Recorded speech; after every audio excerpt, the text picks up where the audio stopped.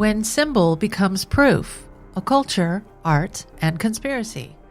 Part 2. The Cairo working, sex magic, ritual intent, and modern myths.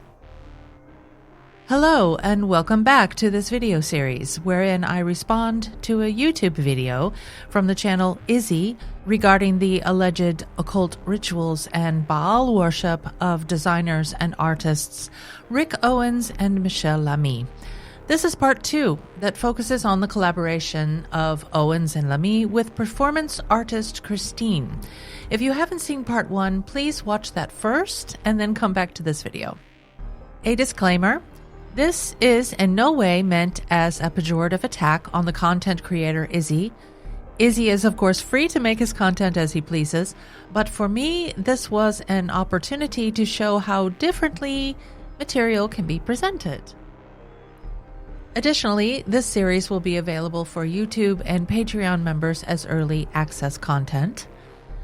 We left off with an examination of what Rick Owens himself has said about his own beliefs with regard to religion in general and Satanism in particular, as well as the accusations of quote-unquote occult behavior. In part 1, Owens stresses that his use of pentagrams and other occult imagery is not serious, but camp. Quote, "That pentagram is my camp symbol of rejecting moralism and judgment. No one gets it. I don't believe in Satan. Come on." End quote. In this video, we continue to look at the transcript from Izzy's video, The Occult Teachings of Rick Owens. We left off around the 7-minute mark. And also of importance, viewer discretion is advised for this video, as this section deals with matters and words of a sexual nature. To the transcript.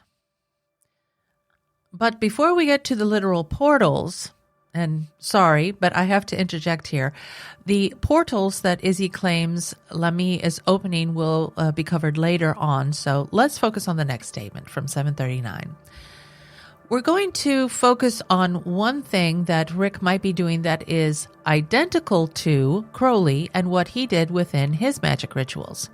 So, let's stop with the transcript and look at this, as we need to know first what Crowley was doing before we can compare. To understand what Aleister Crowley was doing in Egypt, we have to look specifically at the events of November 1903 and March to April 1904 in Cairo, Egypt. This period is important for the later development of his system known as Thelema or Thelema. Pronunciations differ. The rituals he performed inside the Great Pyramid of Giza and his apartment in Cairo were primarily theurgic or god-working and goetic or spirit summoning in nature, rather than sexual, though the seeds of his later sexual theories were present. The primary ritual known as the Cairo working actually began as a series of honeymoon party tricks. Instead of a sinister act, what we see in the historical reality is much more human and almost comical. In November 1903, Aleister Crowley was on his honeymoon tour with his wife, Rose Edith Kelly. By his own admission, he wasn't looking for a world-changing revelation at first. He was essentially showing off to his new wife, using magic as entertainment. Crowley described himself at the time as a, quote, male bird showing off his plumage, end quote. He wanted to prove his magical prowess to Rose, who, at that point, had zero interest in the occult. According to his own accounts in his book, The Confessions of Aleister Crowley, he and his wife Rose visited the Great Pyramid in November 1903. Seeking to impress her, Crowley arranged for them to spend the night inside the king's chamber. He performed what is known as the Bornless ritual there. He wanted to demonstrate his magical abilities to Rose, who was not an occultist, as I mentioned. By the light of a single candle, he recited the Bornless or Headless ritual. Crowley claimed that as he read the incantation, The chamber became filled with a, quote, soft lilac-colored astral light, end quote, that allowed him to see clearly without the candle. This event is often cited as the seed that led to the later Cairo working, a year later. Note that the bornless or headless ritual is not inherently a sex magic ritual. I mention this here because sex will become a point of discussion later on. In both its historical origins and its use by Aleister Crowley in 1903, the ritual was a ceremonial invocation designed to attain what is known as the knowledge and conversation of the holy guardian angel. Scholar Henrik Bogdan and biographer Richard Kaczynski note that at this stage, Crowley was still working within the framework of the magical order known as the Hermetic Order of the Golden Dawn, which was largely celebratory and ceremonial. While sex wasn't the mechanism of the Cairo ritual, the presence of Rose as his Scarlet Woman established the male-female polar dynamic that became the cornerstone of his later sex magic.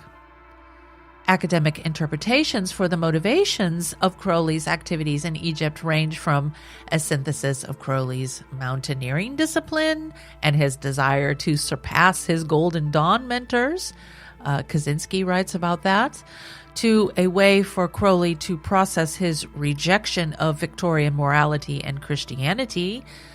Sutton talks about that. To finally an unexpected event of radical spiritual revelation, and Urban talks about that. On March 16, 1904, in their rented Cairo apartment, Crowley performed the bornless ritual again as he wanted to show Rose elemental air spirits known as sylphs to amuse her. But instead of seeing pretty air spirits, or sylphs, Rose fell into a strange, repetitive trance, saying, quote, "They are waiting for you," end quote. Crowley was skeptical. More accurately, he was annoyed. To test if she was faking, he took her to the Bulak Museum and told her to point out the god who, in her words, was waiting. Rose had never been to this museum before, yet she bypassed several famous statues and pointed directly to a wooden funerary tablet that Crowley said displayed not the ordinary form of Horus, but Ra-Hor-Kuit. Crowley was reportedly stunned when he saw the museum's exhibit number, 666. That's another story. This tablet is now known as the Stele of Revealing. So, what is the bornless or headless ritual about? It is technically known as the preliminary invocation from the Goetia, a 17th century grimoire, and was originally an ancient Greco-Egyptian exorcism found in the Leiden papyrus, specifically the Greek magical papyri 96 to 172, used to cast out demons. Now, the PGM is the Greek magical papyri, as I mentioned, and that's a massive collection of ancient magical texts, spells, and rituals discovered in the Egyptian desert during the 18th and 19th centuries. They date primarily from the 2nd century BC to the 5th century AD. In the original Greek of the PGM, the word used is acephalos, which literally translates to headless. When Crowley adapted it, he changed the title to the bornless ritual, but the core imagery remained the same. Crowley's mentor, Samuel Liddell MacGregor Mathers, adapted it into English for the Golden Dawn version. At this stage, it was strictly a verbal and mental exercise involving vibrating words of power, as they were known. When Crowley recited this in the King's Chamber in 1904, he was performing a theurgic operation. The goal was to purify his consciousness and, quote, inflame himself with prayer, end quote, so he could communicate with higher entities. It involved him standing in the dark, reciting long passages of rhythmic, archaic prose. In his own notes, found in the Equinox of the Gods, he describes the experience as intellectual and spiritual. There is zero mention of sexual activity, either solo or with Rose, during the performance of this specific rite. By the way, in the actual ancient papyri, the headless one was not a demon. Depending on the scholar, he is interpreted as Osiris, the Egyptian god of the underworld, who is famously dismembered and decapitated in myth, the solar deity, a representation of the sun at its most powerful and abstract form, or the true self, a symbol of a human being who has transcended their physical body to become a god-like spirit. And that's what the holy guardian angel that I referenced earlier was supposed to represent. In the PGM, being headless wasn't a sign of evil, it was a sign of a soul that had evolved beyond the physical world. Now, back to Crowley and Rose. After the ritual in the Cairo apartment and Rose's trance, she also told Crowley that he had offended Horus while he performed the ritual and instructed him as to the correct way to summon him. Crowley thought this was all rubbish, but again took her to the museum to prove it, and to his surprise, Rose pointed out the god Horus, but he still dismissed it as a coincidence. Later, back at their apartment, Crowley followed Rose's instructions to invoke Horus, and this led to the reception of the Book of the Law between April 8th and 10th, 1904. Crowley claimed the book was dictated to him by a discarnate entity named Owens, whom Rose claimed was a messenger of Horus. So let's pause here and go back to the transcript of Izzy's video from 742. So, we're going to focus on one thing that Rick might be doing that is identical to Crowley and what he did within his magic rituals, which was really just intensive sex magic, as exemplified by this video titled Butt Muscle. Butt Muscle is a music video by the artist named Christeene, and this video is insanely jarring and sexual. In my opinion, this video exhibits a sex magic ritual performed by the artists in the video, which is Rick Owens and his wife Michèle Lamy, akin to the rituals that Crowley used to perform and like the ones he performed in Egypt within the pyramid. End of transcript. So, the claim here is that Crowley and his wife Rose were performing sex magic rituals in Egypt. Now, we've already covered the bornless or headless ritual and know that it wasn't a sex magic ritual, but let's go a bit further into what it actually is before we start to compare it to the music video. The Egypt workings were, as mentioned, ceremonial magic. They involved 1. The bornless ritual, a solo spoken word invocation from the 19th century Golden Dawn tradition. No sexual components are involved in its performance.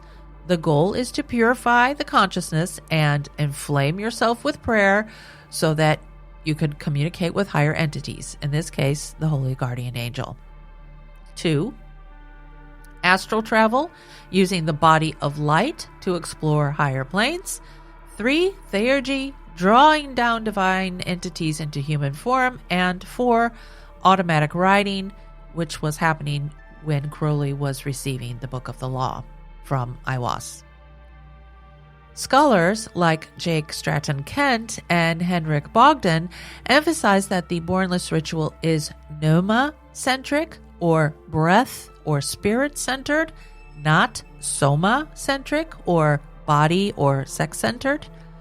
In this particular case, Crowley was showing off for his wife and, in essence, by accident, ended up receiving the Book of the Law, an extremely influential text that Crowley struggled with for years and something that greatly influenced his later life and the lives of others.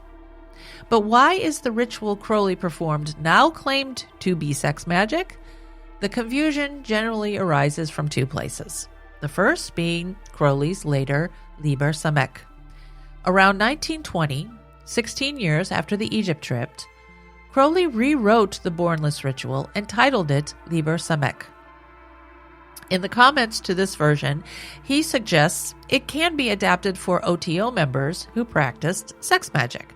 However, even in Liber Samek, the sexual component is an optional layer of symbolism added long after the fact. What's the OTO, you might ask? The Ordo Templi Orientis is the name of another Hermetic magical group that was established in 1895, modeled after Freemasonry, but was dramatically altered by Crowley when he took charge in 1925 and centered the foundational doctrine of this group on his system of thelema.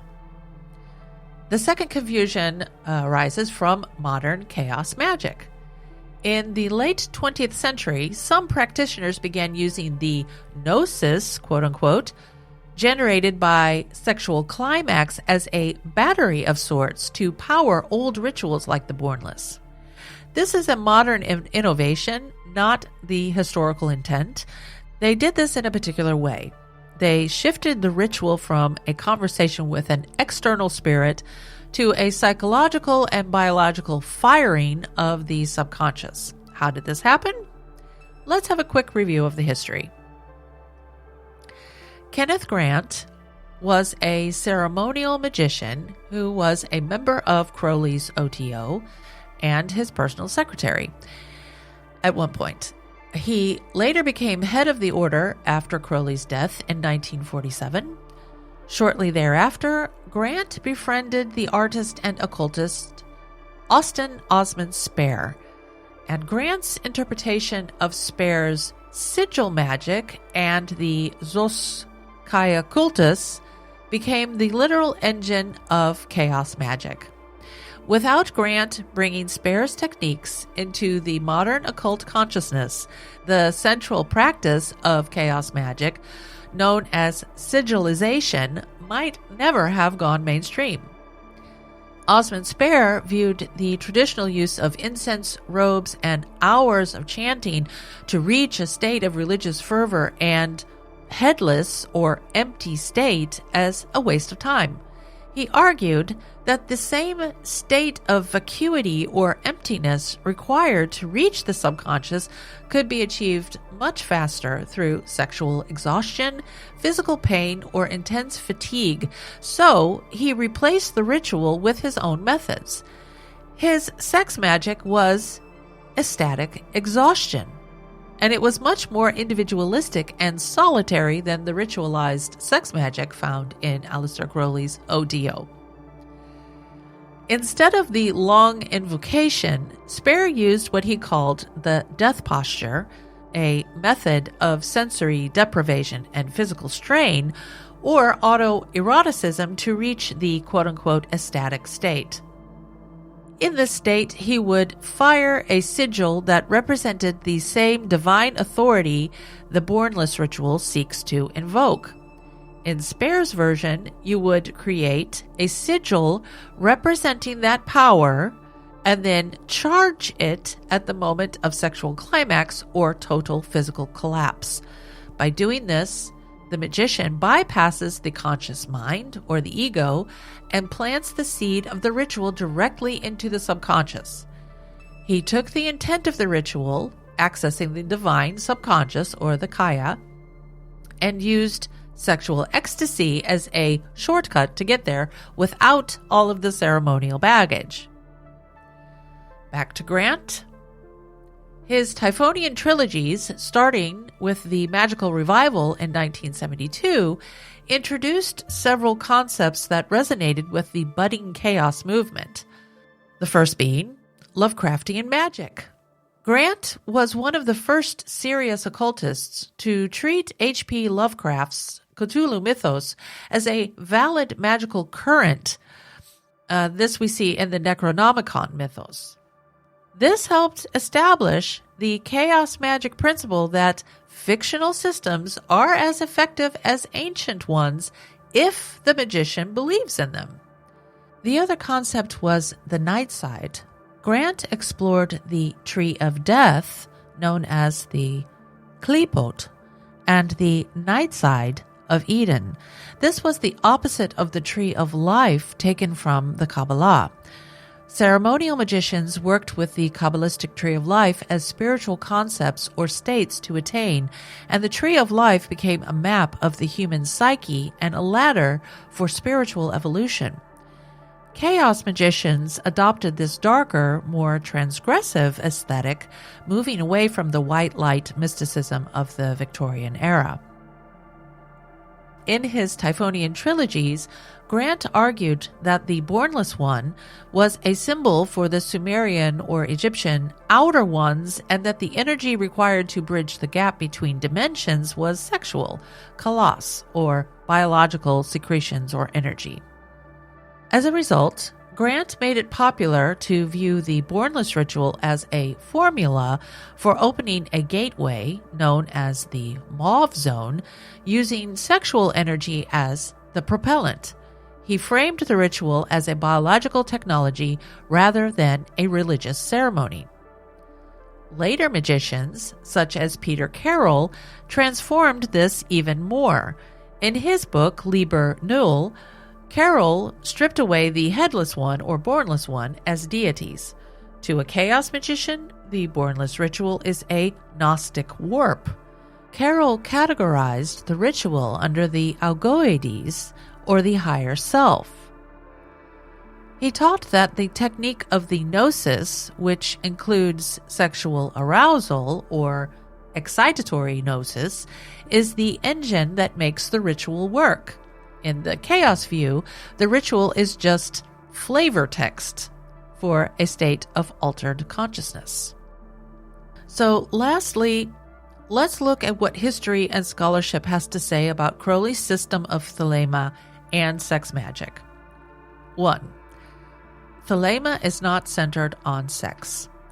The core principle of thelema is the pursuit of true will, expressed in the Book of the Law. Quote, "Do what thou wilt shall be the whole of the law. Love is the law, love under will." End quote. Sexuality is one tool among many for spiritual or magical work, not the doctrinal focus. 2. The Scarlet Woman is a symbolic initiatory role. The Scarlet Woman, also known as Babylon, is a complex theological and symbolic figure, often incorporating sexual elements, but these are contextual and symbolic, not mere sexual objectification. 3. Sex magic is ritual, not hedonistic or pathological. Sex magic is discipline-driven, ritualized, and intentional, designed to focus energy and achieve magical or spiritual goals, such as communion with the Holy Guardian Angel.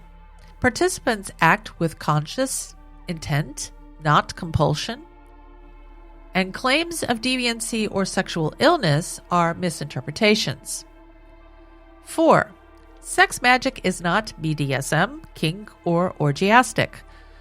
While rituals may involve symbolic polarity, they are not centered on dominant submission, erotic fetish, or sexual gratification.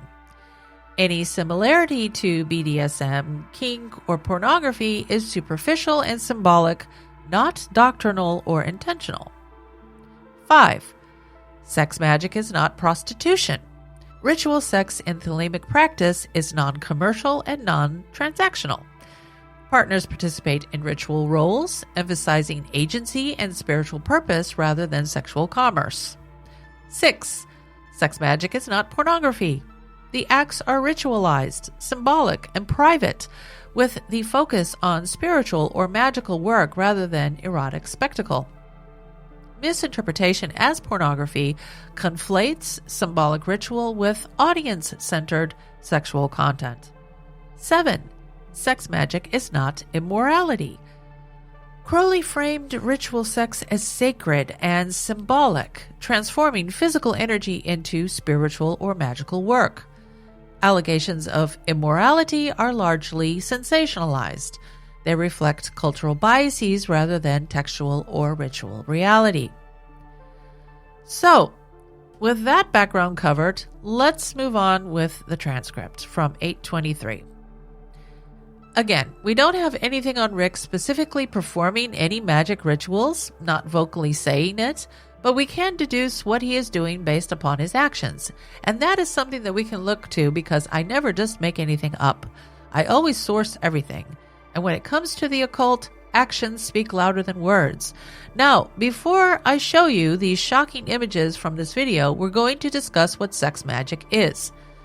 Now, essentially what sex magic is, it is taking one's libidinal energy or their libido or their root chakra, and you are taking it and you are exhibiting it out onto reality to enact your will. You're essentially taking the lowest frequency, the lowest form of the self, the sexual animalistic desire to breed, to have sex, or to frankly F. Like in this case, it's effing. What they're doing in this case is effing, and you are exhibiting that out onto reality to change reality to make it look like what you want. And based on these next images, you will get a taste of what the kind of energy is when it comes to this. End transcript. Now let's unpack this. Izzy says that sex magic is taking the sexual energy of one's root chakra, which he says is the lowest energy frequency that is animalistic and lustful, and, quote, exhibiting it out onto reality to enact your will, end quote. Given what I just covered, we could say that regarding that last part about enacting the will onto reality, this seems accurate because if we look again at this statement, sex magic is discipline-driven, ritualized, and intentional, designed to focus energy and achieve magical or spiritual goals. But is it low frequency, animalistic, lustful, and is it associated with the root chakra? Let's have a look.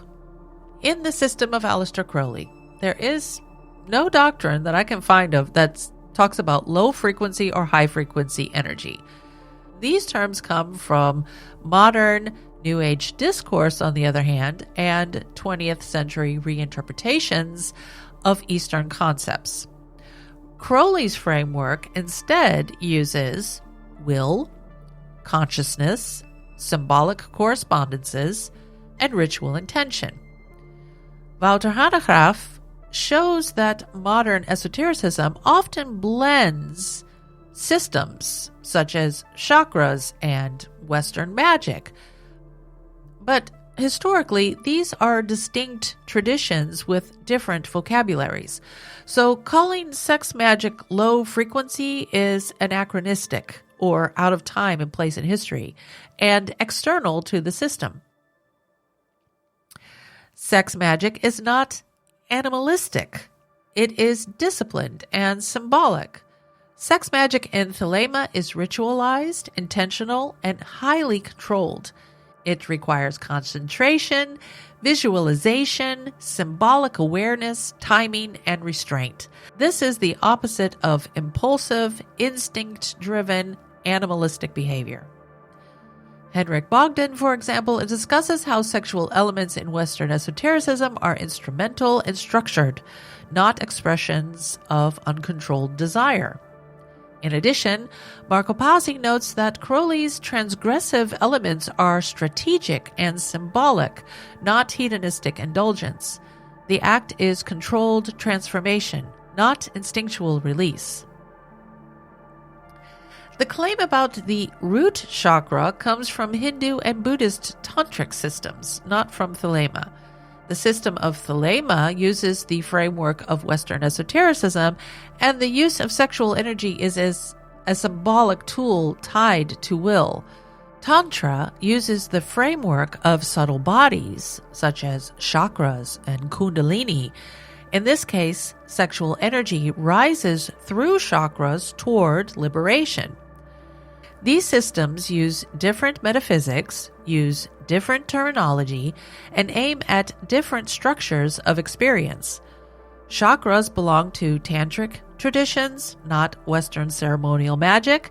Their popular modern form is often simplified and reinterpreted in contemporary narratives, and we can see an example of this here in Izzy's video transcript. Ironically, even in the traditions where chakras do apply, like Tantra, sexual energy is not considered low or base. It is a powerful force to be transformed and elevated. In classical Tantra, energy, or Kundalini, rises from lower centers to higher realization.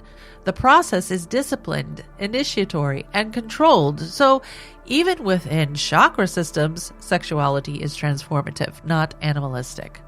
The lustful energy claim misunderstands ritual intent. In sex magic, desire is not indulged for its own sake. It is focused, directed, and often restrained. Crowley explicitly treats sexual force as a means to concentrate will and a vehicle for magical intention. So here's a little chart about misconceptions and what we're really talking about. Instead of lust-driven, it's will-driven. Instead of chaotic, it's structured. Instead of instinctual, it's conscious and symbolic. Instead of self-indulgent, it's goal-oriented. So confusion happens when these systems, Tantra, Western esotericism, New Age, frequency language, are mixed, and the moral framing of sexuality, labeled low or animalistic, reflects cultural bias, not doctrine. When sex is assumed to equal lust, basic instinct, and lack of control, the whole point of the ritual context is ignored entirely. In conclusion, for this part, the claim that sex magic uses low-frequency, animalistic root chakra energy, I think, is a conflation of unrelated systems. Crowley's thalamic framework does not employ chakra theory or frequency language, and instead treats sexual energy as a disciplined, symbolic tool directed by will. Even in traditions where chakras are relevant, such as Tantra, sexual energy is understood as transformative rather than base. Therefore, describing sex magic as animalistic or root chakra-based reflects a misunderstanding of both Western esotericism and South Asian spiritual systems. Let's go back now to the transcript and get into the video part. Now, this right here is who I'm assuming is the artist Christeene, specifically trying to look like a character from The Exorcist. Now, the following images are going to get increasingly more and more graphic in nature, so just kind of bear with me or skip it if you're not interested in that. Next, we have Rick's wife, Michèle Lamy, dressed up as an angel, kissing who I believe is Christeene, while Christeene pisses on what I'm assuming is Rick Owens. I don't really know. They all effing look the same. They all look like shitty effing vampires. I don't know. Now, here is Christeene with massive Drillos. Now, the next one is effing shocking. Now, this is Rick Owens' hair shoved into the anus of his wife, Michèle Lamy.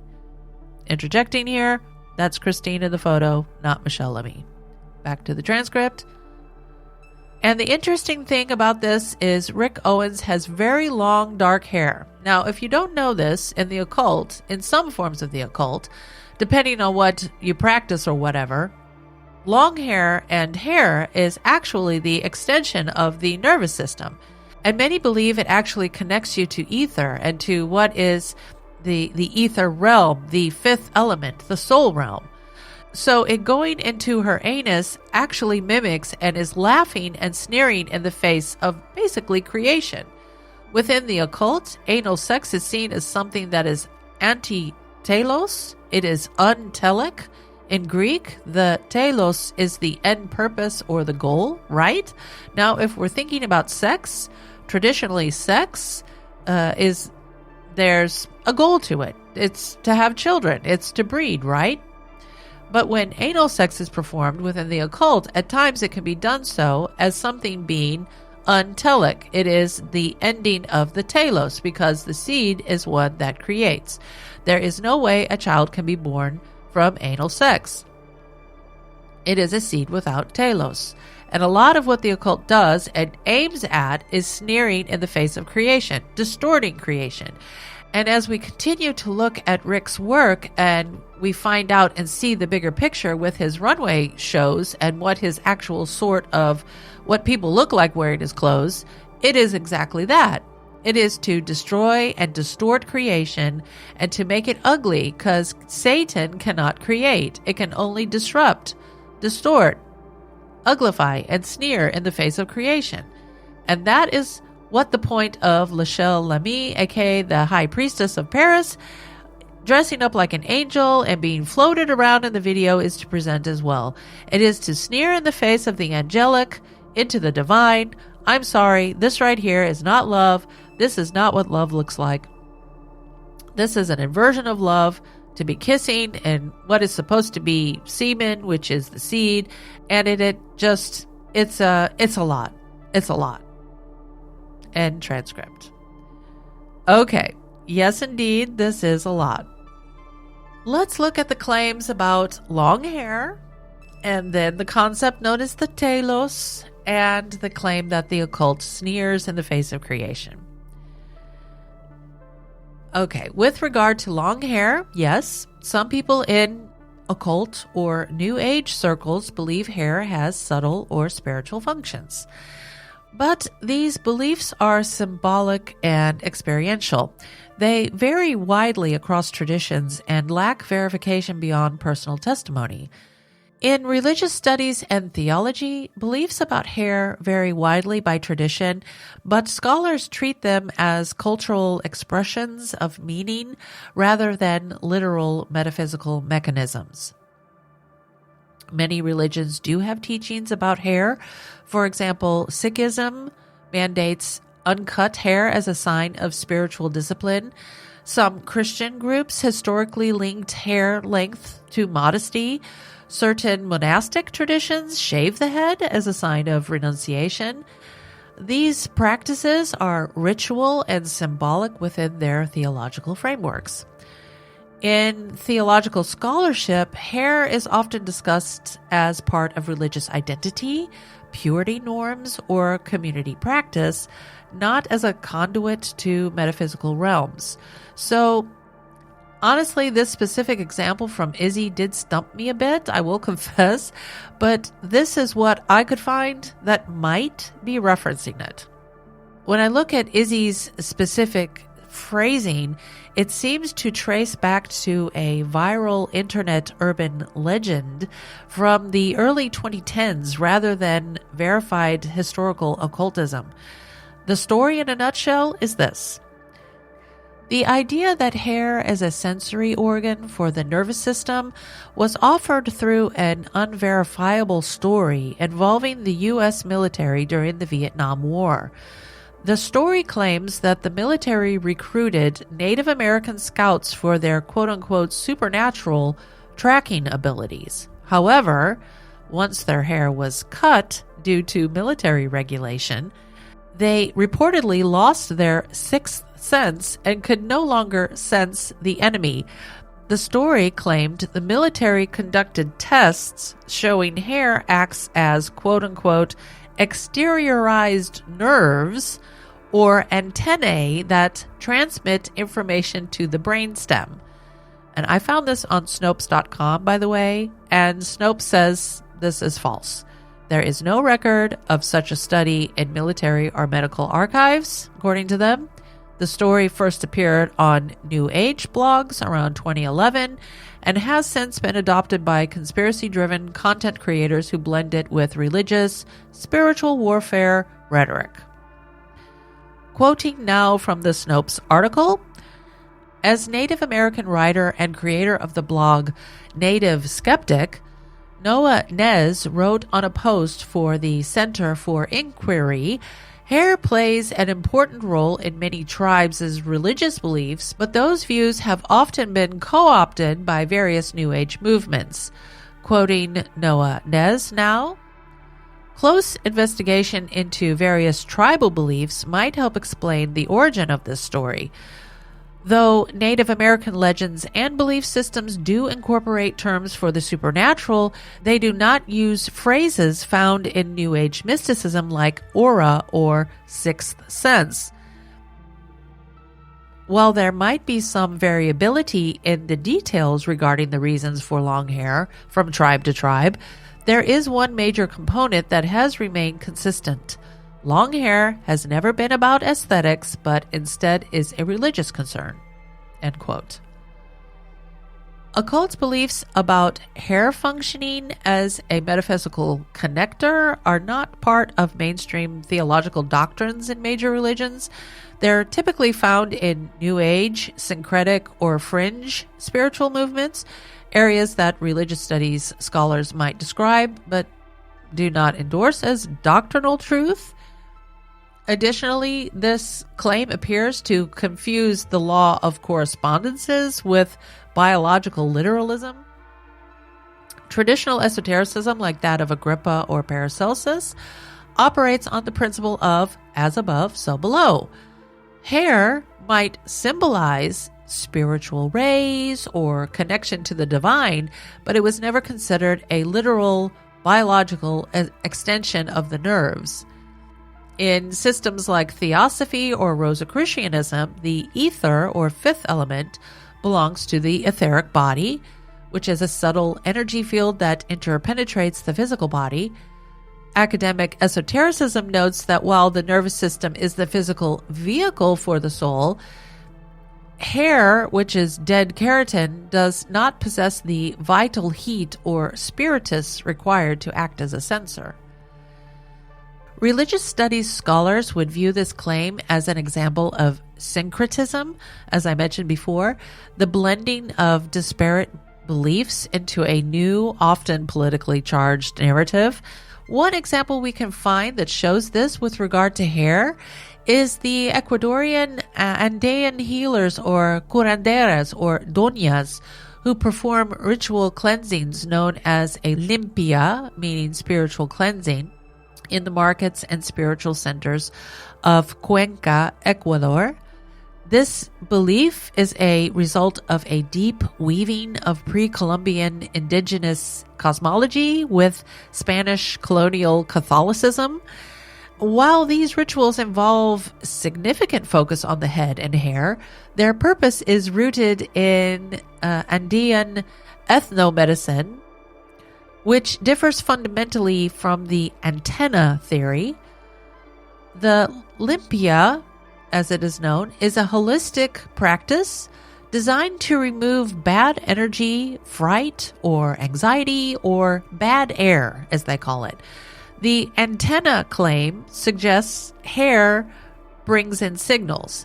The doñas believe hair holds on to external waste or negative energies. So one is about communication and the other is about hygiene. What seems to be at work in this claim of Izzy's is a misappropriation of traditions.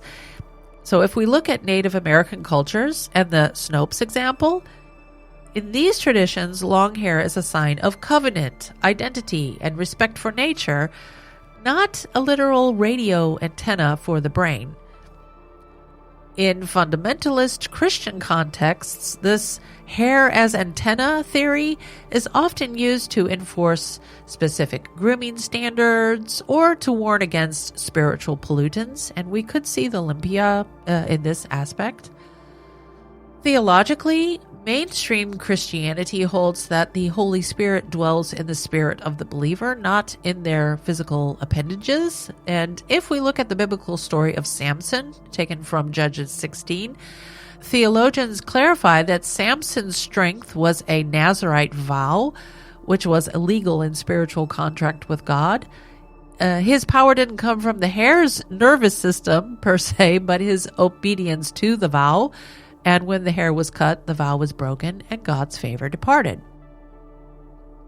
Theology generally distinguishes symbolic or spiritual meanings, such as hair as a sign of devotion or humility, from ontological claims about how the world fundamentally works.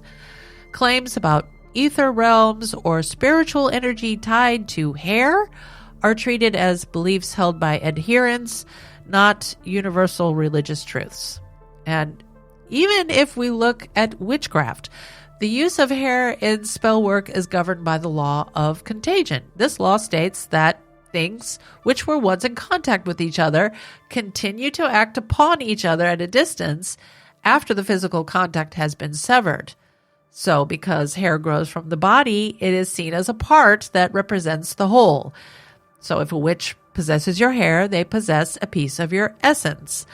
The goal, however, isn't to receive a signal from the ether, which is this antenna theory, but to create a link. By manipulating the hair, the practitioner believes they are manipulating the person it belonged to, similar to what you would see in a voodoo doll. And let's look at what Rick Owens himself says about his hair. I'm going to quote here from a Financial Times article from October 4, 2025, written by Sarah Semick, entitled Rick Owens, the fashion designer, talks platform boots, patisserie, and being tidy as a punctuation mark. Quote, "My personal style signifier is my hair. I've always dyed it black, and I've been straightening it for at least 30 years. And my platform boots, they're a little bit ridiculous and they represent bad taste, so it's my small protest against the aesthetic standards of our culture, which can be a little bit straight and narrow. When I'm walking through an airport in black platform boots, I want some 11-year-old sissy to see me and know that they can do whatever they want when they grow up. What I'm proposing is not a fantasy. It is a valid and viable way of living. It might be a bit much for some people, but for others it might be liberating," end quote. And I took that from Rick Owens' official website. This sounds to me like Owens sees his hair as a symbolist rebellion against a world that wants everyone to look the same. He isn't trying to reach the spirit world, he's trying to keep the boring world at bay. So in looking at these different aspects, I'm likely to say this antenna idea is a modern occult myth. It's a syncretic idea taken from various sources. But if anyone out there has that particular piece of information to back this up or know exactly where this idea comes from, please let me know. Okay, now on to the telos. Izzy uses the Greek term telos, which translates to purpose or goal, to argue that anal sex is anti-telos because it doesn't result in children, thus sneering in the face of creation. Looking to Aristotle and his biology of nature, telos refers to the inherent purpose of a thing. However, Aristotle and later scholars like Aquinas argued that humans have multiple teloi. Aristotle argued that the telos of a human is not just to reproduce, which plants and animals also do, but to reason. Our unique goal is flourishing or happiness through the exercise of the rational soul. He identified that an action can have a subordinate telos, such as pleasure, health, social bonding, that serves a higher telos. Non-procreative sex, in an Aristotelian sense, can serve the telos of friendship, philia, or mutual flourishing, which are essential for a stable society. Izzy also claims the occult is anti-telos and aims to destroy it. Ironically, Aleister Crowley, the very figure that Izzy is trying to link to Owens, used the word telos specifically to describe extreme intentionality. In reality, Crowley spent 40 years of his life obsessively trying to find the telos or true will of the Cairo working. He wasn't sneering at purpose, he was enslaved by it. In Crowley's system, a ritual must have a telos or purpose. Sex magic is not sneering at creation. It is a hyper-focused act where the practitioner directs their true will towards a specific result. Crowley taught that the worst sin was to act without a purpose. In his Basic Techniques of Sex Magic, Crowley is quoted as saying, "When doing sex magic, you should formulate your telos clearly beforehand. At orgasm, the telos should overwhelm the mind." So, clearly, the video isn't anti-telos. It is transgressive. It's using the body to explore boundaries. Izzy is confusing non-procreative with purposeless and is also being a bit homophobic in this video, if I might offer my own opinion. So before we wrap up this installment, let's quickly recap the ground we've covered today.